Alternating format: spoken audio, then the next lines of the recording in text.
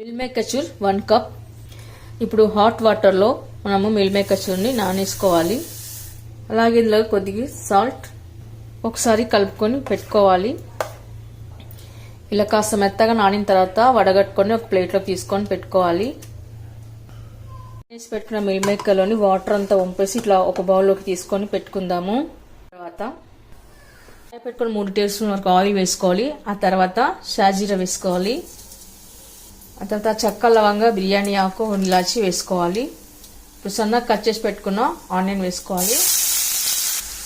కరివేపాకు, పసుపు, salt, ginger garlic paste, తర్వాత కట్ చేసి పెట్టుకున్న టమాటాస్. ఇప్పుడు టమాటాలు కాస్త మగ్గే వరకు కలుపుకొని పెట్టుకోవాలి.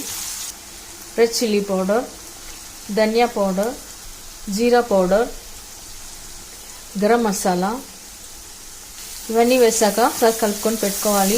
ఇప్పుడు కొద్దిగా పెరుగు, కర్డ్ వేయడం వల్ల మంచి టేస్ట్ వస్తుంది కర్రీకి. ఆ తర్వాత గ్రేవీ బాగా ఉడికి ఆయిల్ పైకి వెళ్ళిన తర్వాత మనం నానేసి పెట్టుకున్న మిల్ మేకర్ చూర్ని వేసుకోవాలి. ఒకసారి అంతా బాగా కలిపి పెట్టుకోవాలి. ఇప్పుడు కర్రీకి తగినంతగా వాటర్ వేసుకోవాలి. ఇప్పుడు 2 నిమిషాల పాటు మగ్గించుకోవాలి.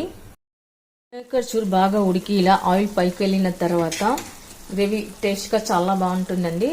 ఇప్పుడు మనము కసూరి మెతి వేసుకోవాలి. ఇప్పుడు చివరన కొత్తిమీర వేసుకోవాలి. ఓకే అండి, చూసారుగా గుమగుమలాడే మిల్ మేకర్ కర్రీ రెడీ.